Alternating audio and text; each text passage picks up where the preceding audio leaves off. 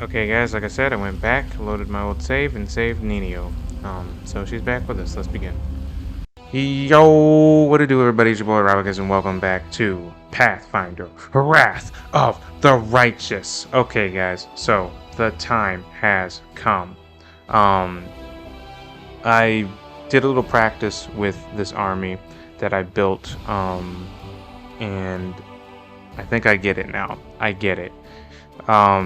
So every week, in-game week that is, you get to recruit new people into your army, and certain abilities allow you to have like more stacks of units. So right now I can have 4, right? So let's look at the army, right? So if I hit A right here, right? So I got, what are these? Those are my archers. So my archers should be in the back. Now the top line is your front line, okay? The back line is your the bottom line is your back of the line. It's the back of your formation.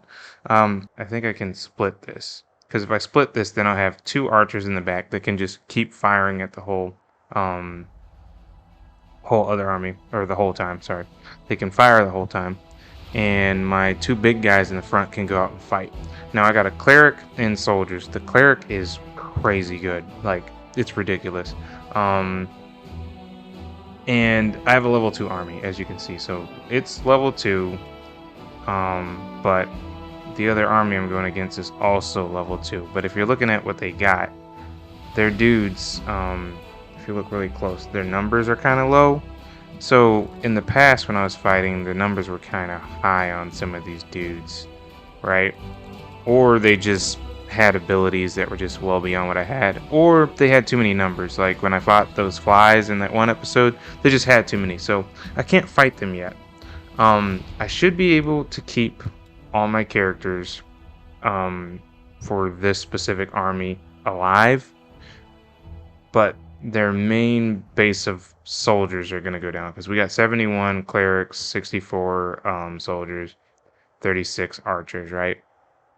That's what those numbers represent. I can get them back because the cleric does this Healy thing that like gives me more people, but it only goes up to whatever max I had already recruited, which is kind of cool. I like that. So I'm gonna show you how to battle now, because that's what I did. But first I want to see if I can split that stack, because I can't remember exactly how I did that.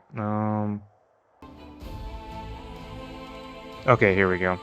Split, so let's just say I want to split this in half, right? So I'll have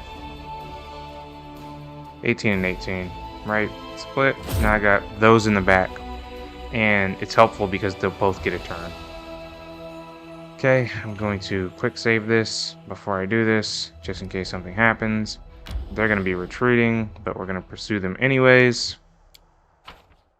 And here we go. Finally, I can show you guys a good fight. Alright, so these archers are going to hit their archers. My second group of archers are going to hit their archers, and hopefully they don't shoot the back line. Crap, cool, they didn't. They actually went for the front line. So I'm going to use my general's ability by pressing Y. It's going to be flare. I'm going to hit them, and it's going to make their accuracy bad for the rest of the fight, right? I'm going to have the soldiers charge, because the soldiers are going to be able to beat the crap out of these archers. And I'm going to have my clerics charge as well, so that the guys that are charging on the other side aren't tempted to attack my archers, right? So now my archers can just concentrate fire on like this weak guy, right? Boom, there's one. Boom, there's another one. So they're going to wear him down. This archer made a bad decision by charging my clerics, because my clerics can take the most damage. So now he's flanked, he's surrounded on both sides, which means my armies get a bonus for fighting him like this. Clerics are going to definitely wear this guy down real quick. As a matter of fact, everybody's going to wear them down real quick.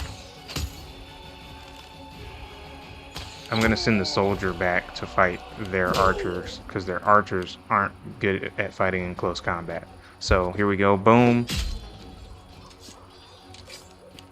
Cleric is probably going to destroy this guy either here or the next turn. I'm actually glad that I looked up how to play this because it was driving me nuts. I was just like, why am I not good at the war simulator in this game? And now I am. Kind of. I'm okay. Okay, so keep attacking him. Alright, this guy should be dead. Cool. And now, let's help him, because the quicker this guy goes down back here, the better. Cool. Alright, so we're going to use the cleric's special ability. Lay hands on others to bring him back up to like his max amount of people. We're going to have the archer finish this guy off if he can. Cool. And now everybody can start laying into this dude. Cool. Special ability again, because we're going to lay on self. And that's going to bring us almost back up to max. And keep attacking him this way so that he's not tempted to go after the archers.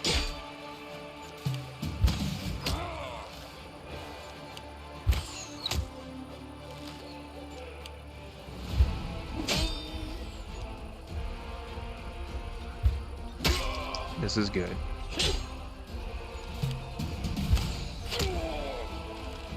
I think the terrain that the cleric is on is not good, so I think I'm gonna have to move him.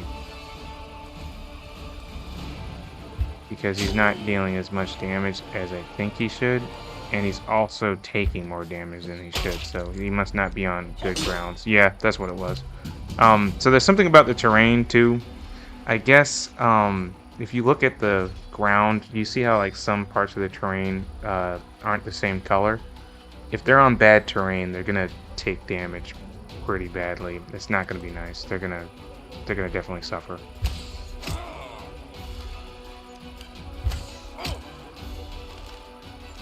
Okay. Guess you keep doing this over here. You're good. Alright, we're gonna have him lay on hand self again. Now he's at max soldiers again. And they are tearing into this dude.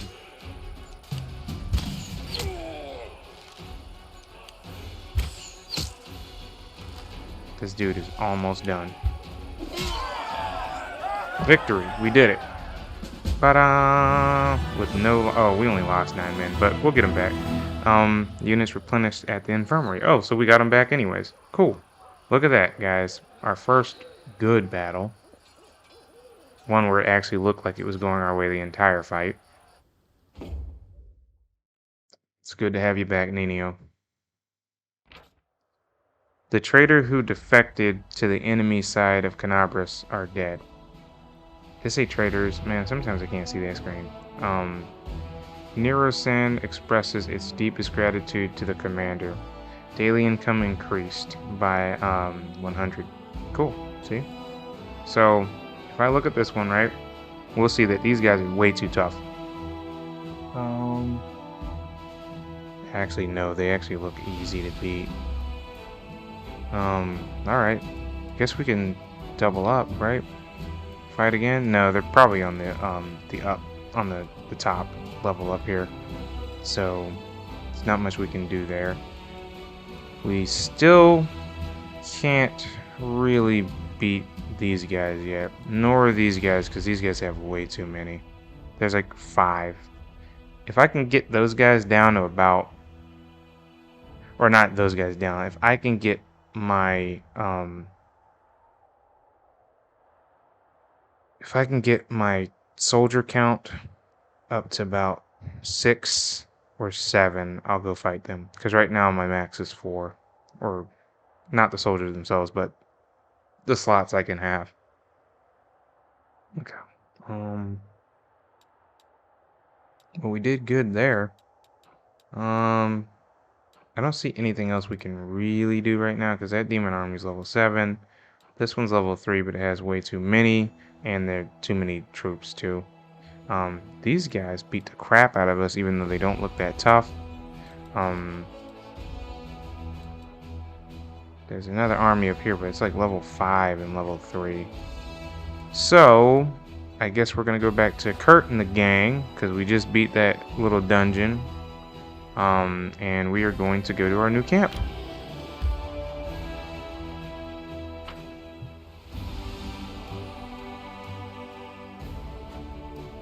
I mean, they set up the camp the same everywhere they go.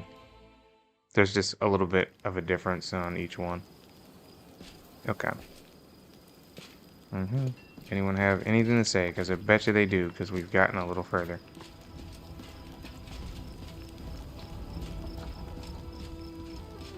Nope. Nope. There's Camellia. Porgus Worm.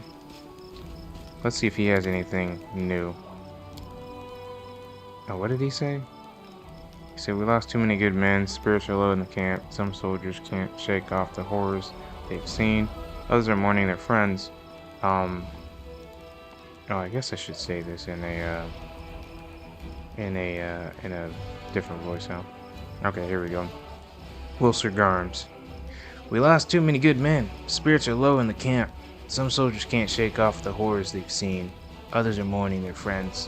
What if we held a wake, lit up the bonfires, poured some wine, raised our cups in memory of the fallen? It'd do the troops a world of good. We'll commemorate the fallen. Give the soldiers some wine, but not enough for them to get smashed. YESSIR, never, Commander. Everything will be proper, solemn, and with due respect for the fallen. We're mourning the dead, not celebrating a wedding. Show me what you got. Okay, so let's see if he has any new stuff that I want. I would love a +3 greatsword. That would be nice. Or better yet, mithril full plate. Doesn't look like you got anything new that I can see.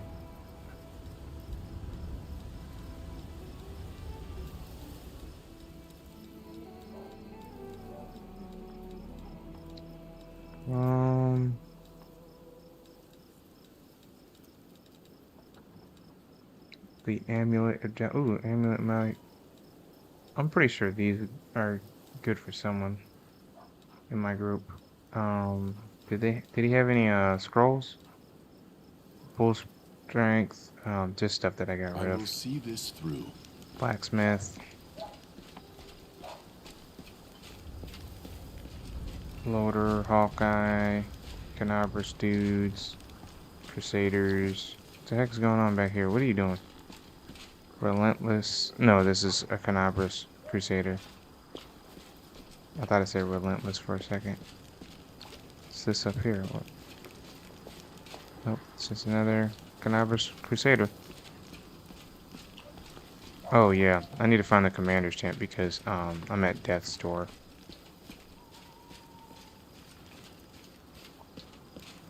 Yeah, buddy. It's time to get some real rest. The Commander's bed.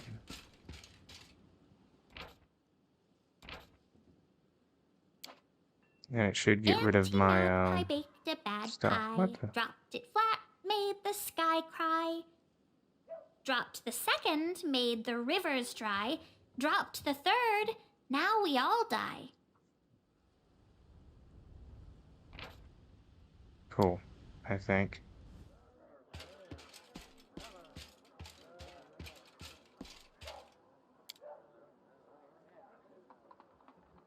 I'm just glad my armies are doing good.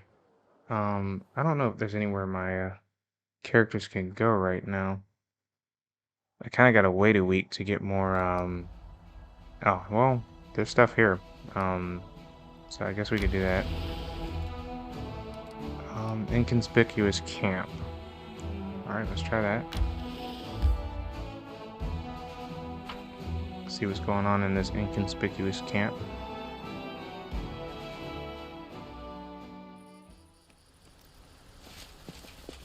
Godspeed.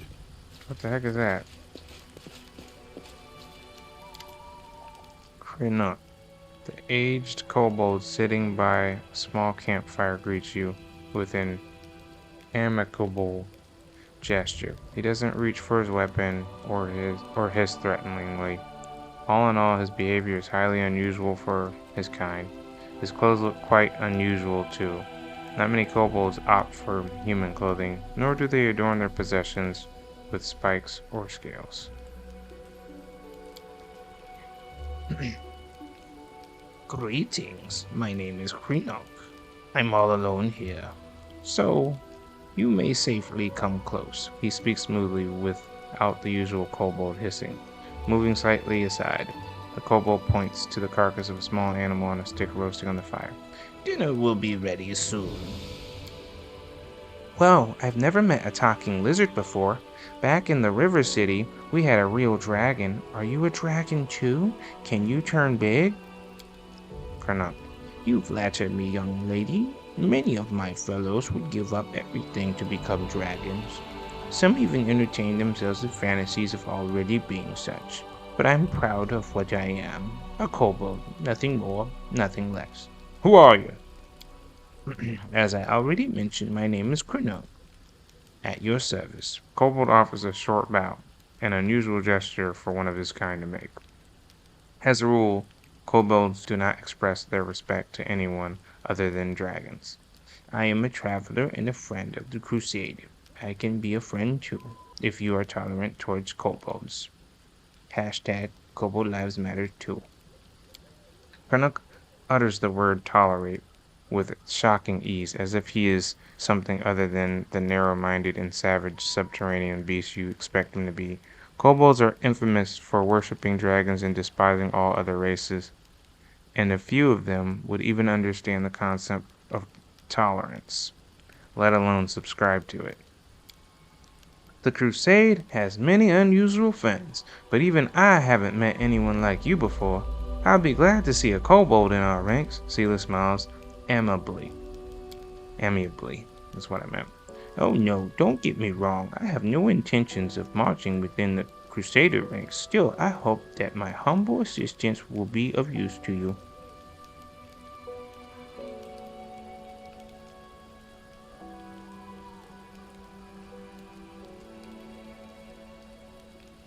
Was it you that left me that note? Kobold shrugged. Of course, who else could it be? I wanted to make sure you were interested in the information I could provide. What are you cooking? Judging by its ears and hind legs, a hare.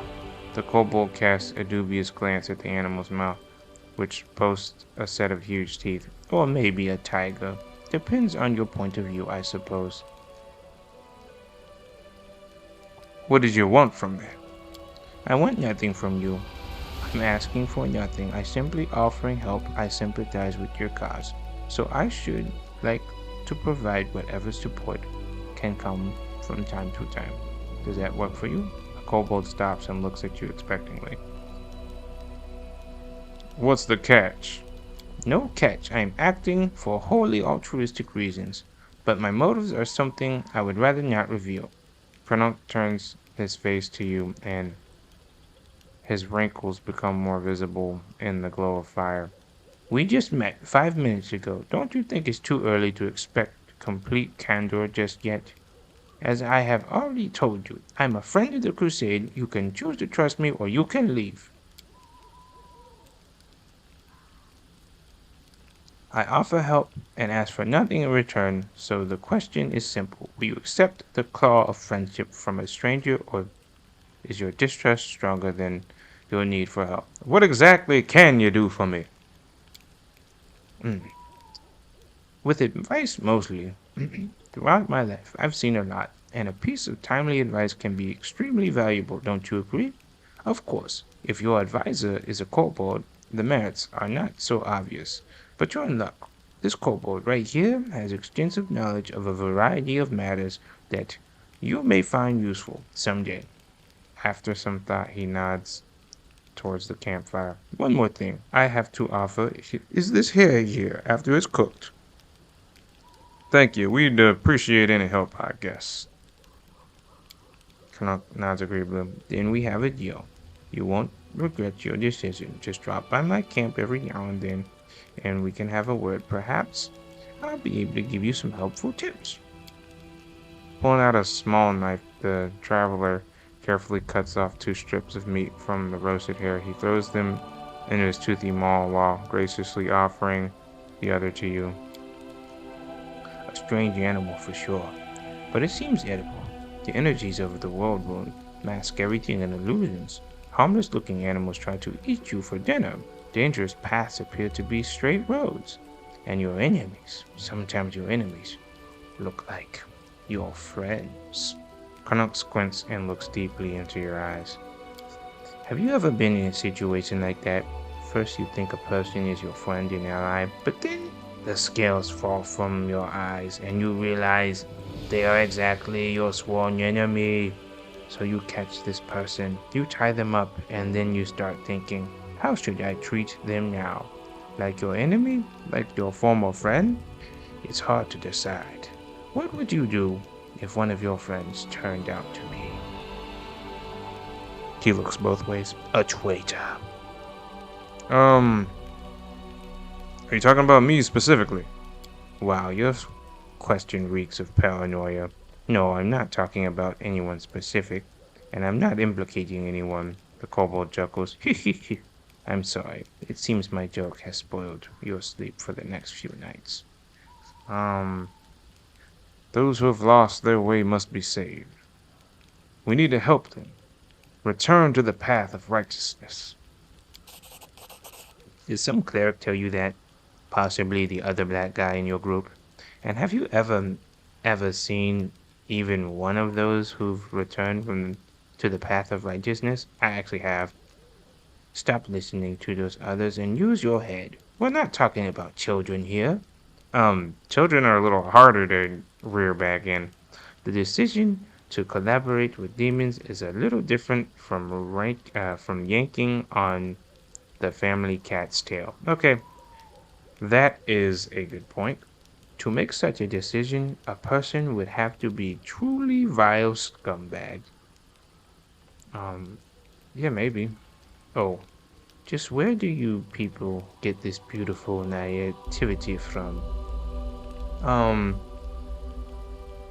You know, I might come to you for some advice, but I think I got this, bro. Something in Krug's voice sounds merciless, like cold steel. If you catch a traitor, grab them and shake them till they spill everything they know. Some need to be tortured. Others will quack if you threaten their family, or bribe them with promises of mercy and gold.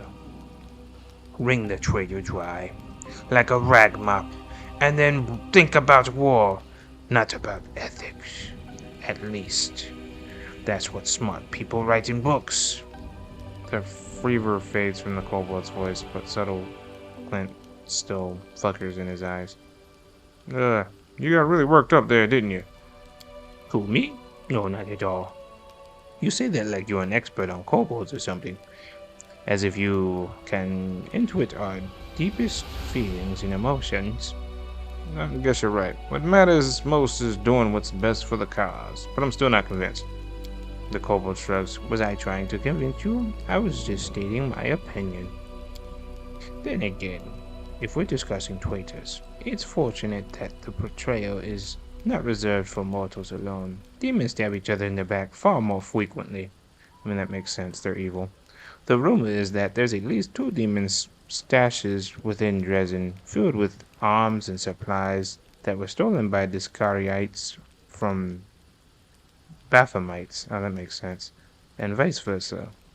One of them is near the entrance of the fortress, while another one lies by the entrance of the citadel.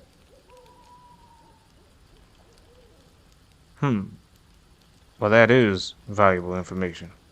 Of course it is. I wouldn't waste your time. Cracking his knuckles, Krennic gives you an inquisitive look. I hope that when the time comes for you to make the real decision instead of a hypothetical one, your wisdom won't fail you. Just one bad choice can turn a revered leader into a disgraced patriarch. Pariah, that's what I meant. I've seen it happen before. I lived through something like that. My tribe suffered a disaster. caused by one bad choice. Can you even imagine? The kobold squints sadly, his shoulders slumping a bit. With a sigh, he begins to talk. I don't think I like telling you this story. It might be useful for you to know it. Perhaps it will serve as a warning. Okay, go ahead and tell me. Crunk clears his throat and starts talking in a sonorous voice that reveals his experience as a bard. I'm gonna have him play some music in the background. I was born into a mighty and proud tribe of night woobies. Our caves were vast. Our mine shafts were rich in quartz and metals. And our underground lakes, oh so beautiful, brimming with fish. And of course, we had plenty of slaves. The night wooby was a model of kobold success. It was a tight-knit, greedy, and aggressive tribe that intimidated even a few of the nearby human settlements. But there was a flaw underlining our powers. Once, long ago, a leader of our tribe signed a pact with the devils, promising them the souls of every tribe member in exchange for help and prosperity. Since then, every new All-Watcher has agreed to the pact, and the power of the tribe grew, as did the number of lost souls. It was like that until our leader, Urmak, came to power. She was a principled and proud elder who did not want to bend the knee to help, so she refused to sign the pact, and all kinds of calamities befell our tribe. The tribe was attacked by its neighbors at the devil's instigation is what it was. Instigation. Epidemics broke out. Then our slaves rebelled. They came after their former masters in the dead of night. Oh, their clutches. They clutched of eggs. Our clutches of eggs, they were ravaged. Our altars were desecrated, and our warriors were slain. In the burrows, the slaves paid us in full for our cruelty and arrogance. They hunted us, chasing us down through the caves and the mine shafts, level by level.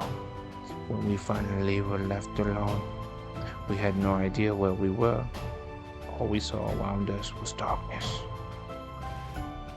And lurking in that darkness was bloodthirsty, dangerous predators.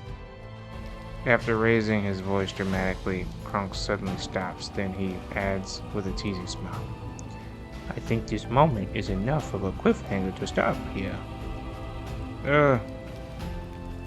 Okay, I gotta go then. Good work. I believe you'll need it. Let us press on. I'm taking that.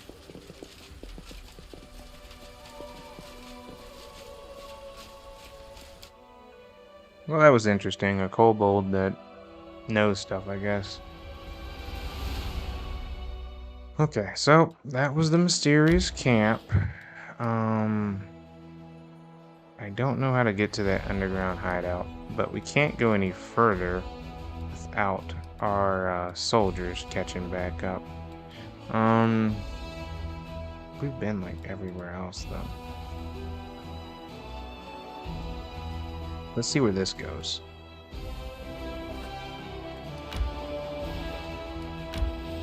Oh, nope. That goes to that other army, and I don't think we can beat these guys yet.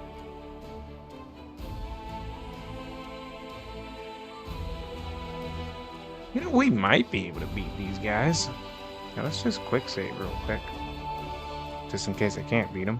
And, oh.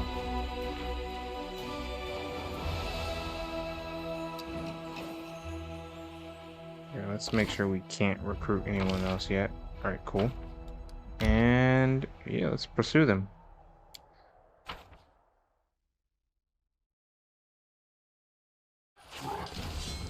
snap. Them things can move. Okay, so... barely did any damage to him. That did some damage, though. Okay, cool. He can hit him.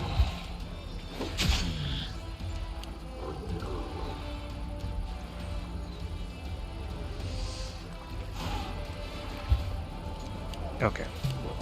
All we gotta do is make sure that... yeah, they stay on that side. Okay. Cool. Alright, so that guy hit him with fire.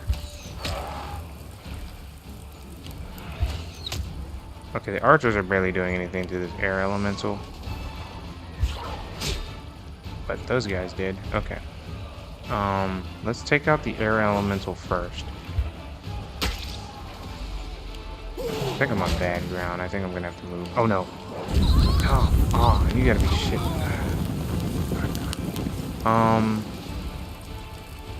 You need to run.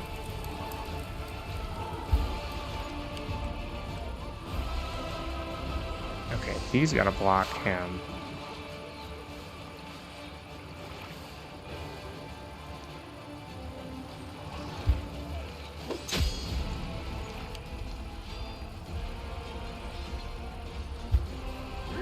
Good. Alright.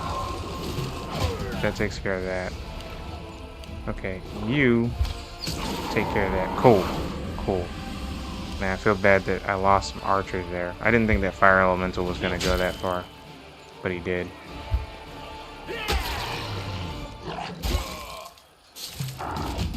Good. It's okay, because I can always bring my party back, or bring the archers back by increasing the archers that die, or increasing the archers I have, and then splitting the stack again. Who's this? Sam. Alright, cool. Let's see if I can X.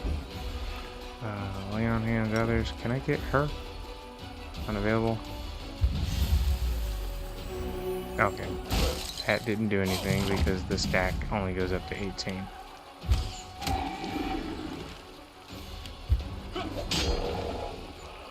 Okay, so let's take care of this guy first, because I think this guy is going to be a pain in the butt, the rock guy.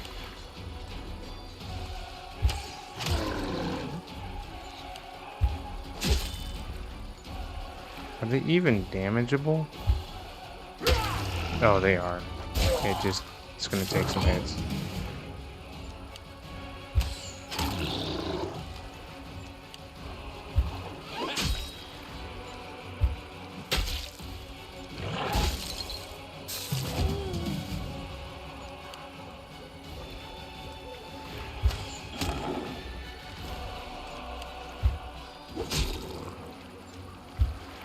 Okay, cool. We're making some progress.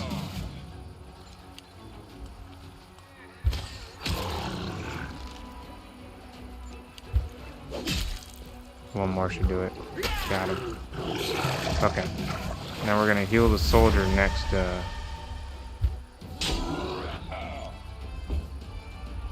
Others.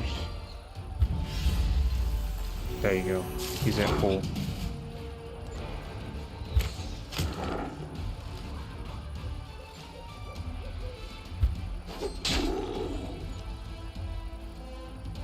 Let me use this ability.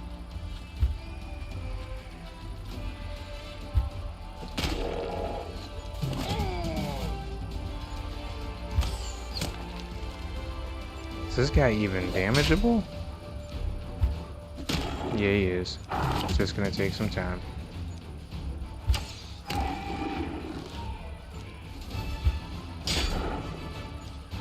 I need him to heal himself.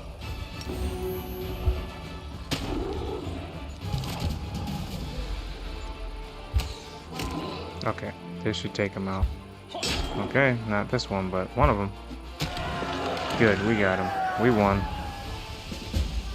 And we lost too many archers. Oh, but we got archers back. We got 16 back. Cool.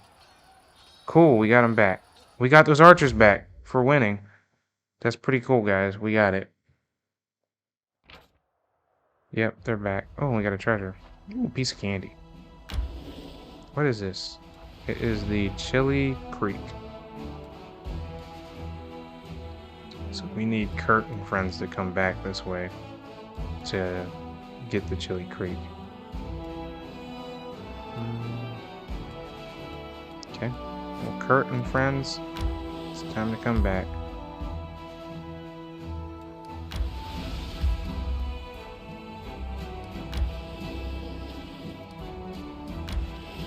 Gotta send them to the Chili Creek, guys.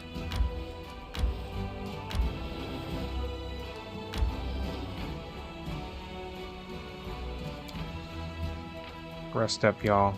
Hopefully we don't get jumped.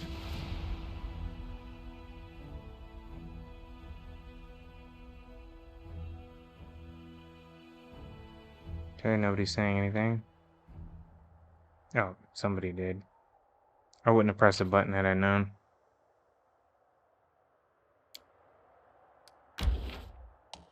Positions. Characters assigned to perform the protective rituals perform a special ritual every 30 minutes of travel by making a lore religion skill check. If the check is successful, the party's movement speed temporarily increases. The DC increases with every consecutive check. Different locations also have different skill check DCs. Characters assigned to the Night Watch increase the party's range vision on the global map based on the perception skill. They also make a perceptive skill, which successful increases the chance of meeting traveling merchants. Characters assigned to camouflage makes stealth skill checks. A successful check lowers the probability of random combat encounters on the global map.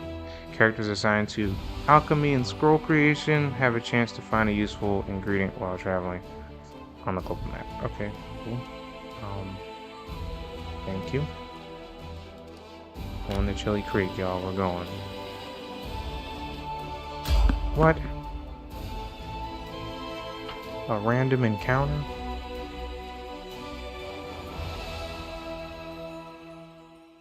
No time for debates. Oh, giant spiders again. It had to be giant spiders.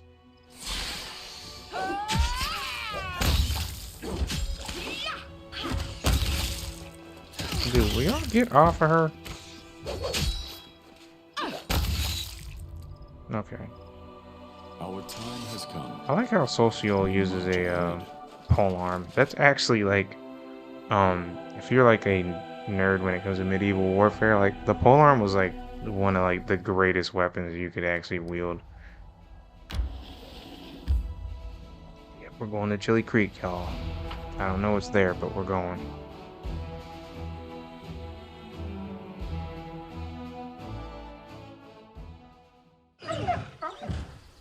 Do you hear something? Our path leads on.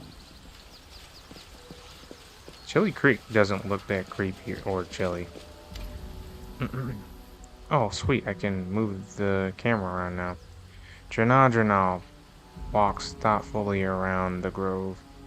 He pauses in front of a few trees, lingering there for some time. He seems to be examining something carefully. Yes. At the sound of your footsteps, he turns around abruptly, but the anxious expression on his face quickly gives way to an amiable smile. Commander, it's so good to see you. It seems like there was a random deer up there, y'all see that? It seems you found time to visit our quiet backwater after all.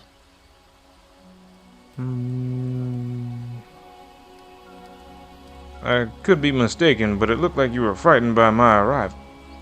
Janal. Oh no, you startled me, that's all.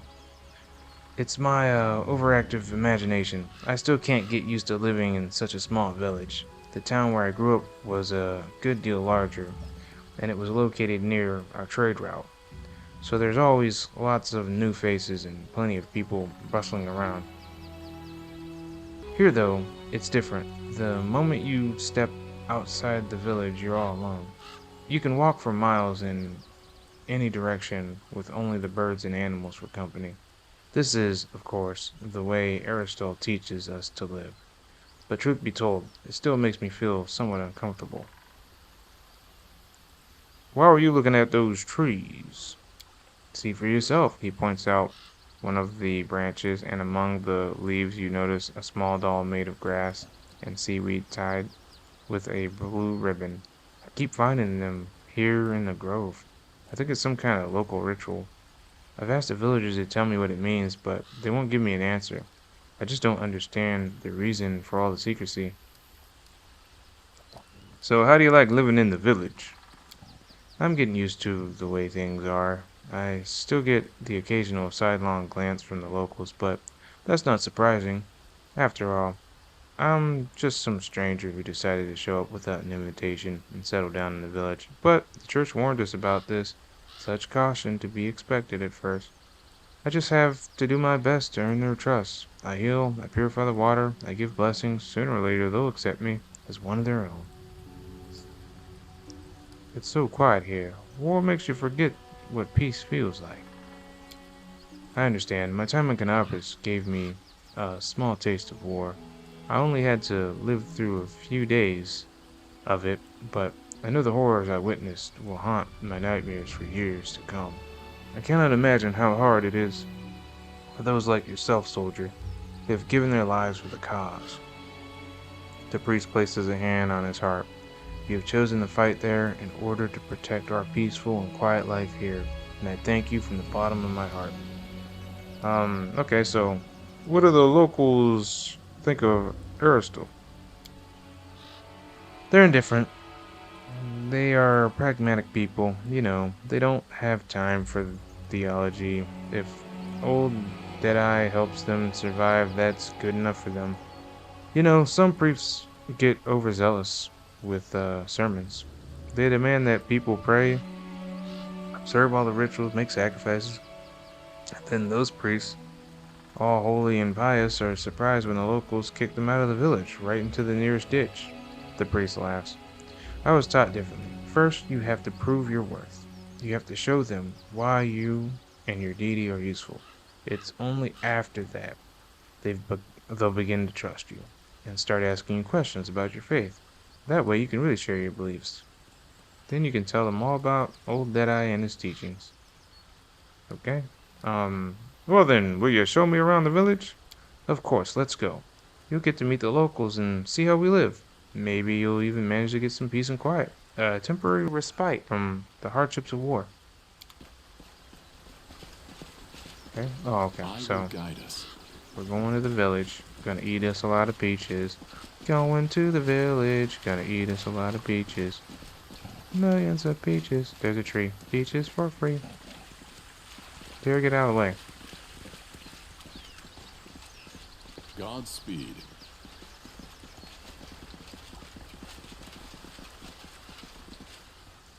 Is that a Hydra? We've got you now. Watch out for those huge teeth. Don't let them catch you. Oh, crap. Aim for the throat and the belly. Fewer scales there. Aim for her throat. No, don't do that. Don't be afraid, everyone. We've found ones bigger than this. No, no, no, no, you don't. That is a Hydra. You guys are dumb. Do not cut the throat. Okay. Ember, I'm gonna need you to cast that heroic spell again.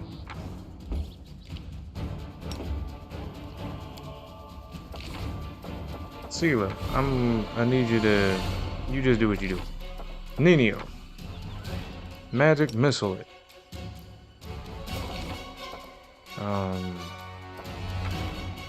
And bro, you just do you. Dang. Markle, that'll teach you to mess with us. A man with green eyes, the broad shoulders of a swimmer, and the callous hands of a fisherman, shakes his fist at the beast's motionless carcass. Something's got them all worked up. That's the second time they've crawled out this month.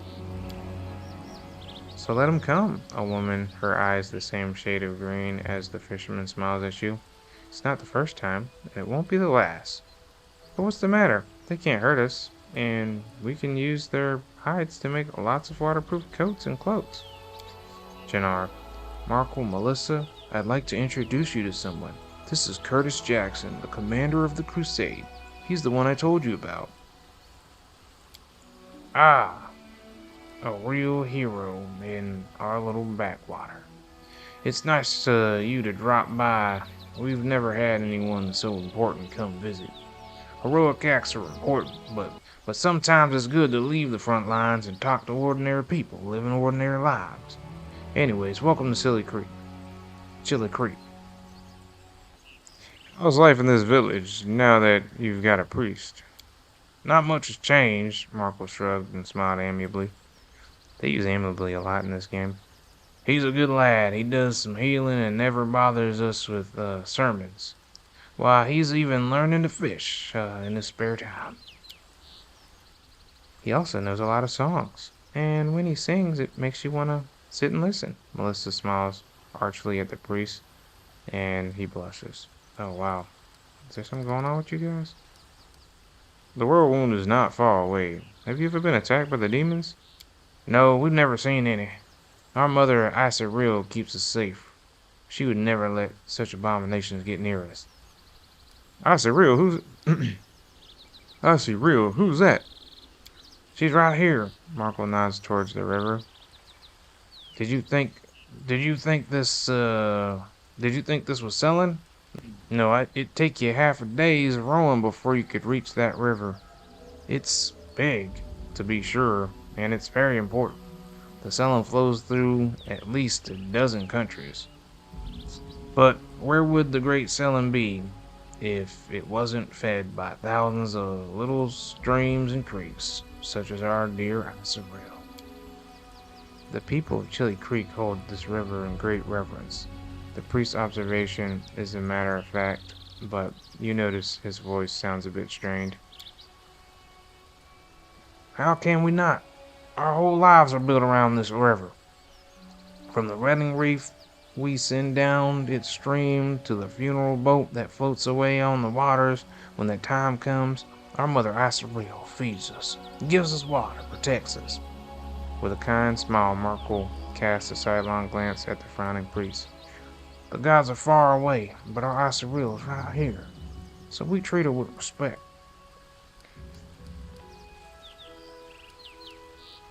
What are those grass dolls that hang from the trees in the grove? A shadow passes over Marco's face and he looks away. There's nothing much to tell, really. An old local custom. It's a ritual, Melissa adds in a low voice. No one seeming willing to share any further details. Okay, well, you two look very confident when you were giving orders to the other villagers during the fight. Are you in charge here? Well, how should I put this? Our village is too small for anyone to be in charge. We just happen to know a thing or two about using a weapon, so if some nasty creature comes crawling out of the river, we give the orders. But when it comes to fishing and fixing nets, we'll be the ones following orders. We're not an army, and there's no offices here. We all live together, solve problems together, and serve the YESSIR WE together. Although, truth be told, it's only been in the last few years that people really started listening to us. Before that, villagers kept to themselves and no one wanted to go poking their noses in anyone's business. When we first came up with the idea to start trading on the river, the other villagers stubbornly dug in their heels. But after money and goods began to flow in the village, they changed their mind. Yes, the village has been growing. We've been getting to see all sorts of things we had only ever heard about before. The year before last, we had a fair, and people came all the way from Canabras to attend. Then a priest came, and we'd never seen one of those before in these parts, and now, who'd have thought? The commander of the crusade decided to pay us a visit. You two look very much alike. Are you related? Right you are. Marco ruffles Melissa's hair. She laughs and tweaks his nose. She's my little sister, takes after our granny. May her memory never fade.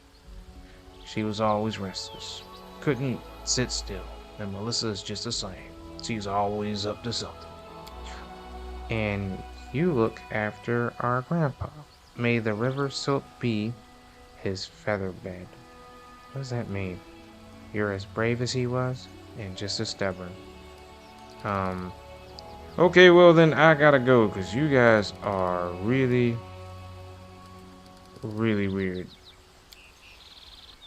Back to the front, Melissa shakes her head sadly. I can't even imagine the nightmares creatures you have to fight there. Have a safe journey and a swift victory. Okay, so visiting him doesn't look like it was all that important. There's nothing really here except for the icy rill, as he calls it, or the icy rill. This village is small, man. It's either that or I'm missing like half of it. Is there? Okay, there's more to this village.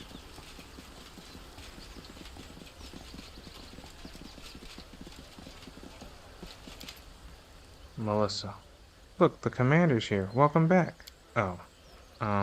Please stay here for as long as you like. Okay. Safe travels. May you defeat all your enemies. And don't forget you're always welcome here. Cool. They moved pretty quick. There's our buddy, there's a villager, there's another villager. I just want to see if they have like somebody that sells stuff here. I will guide us. Anybody that sells anything? Merchants, any merchants? Villagers.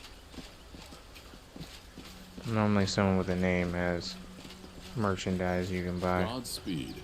Oh, okay, well, I guess not. I know they're up to something, I just don't know what it is. And honestly, I don't really care to find out because nobody's getting attacked or anything, so there's that. So here, let's talk to Jamal one more time.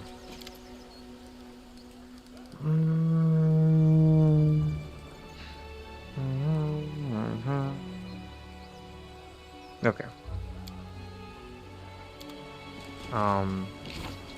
Honestly, guys, I think that's gonna be it. Unless there's something. Banner of the Citadel, beginning a long road, secret creations, Hell's Ordinance. Okay, so we did this. We gotta help the Hell Knights.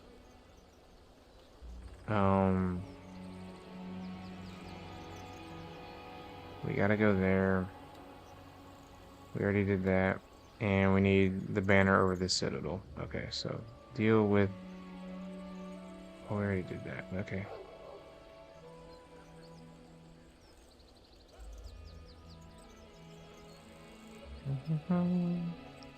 Capital. Okay, yeah, that's fine.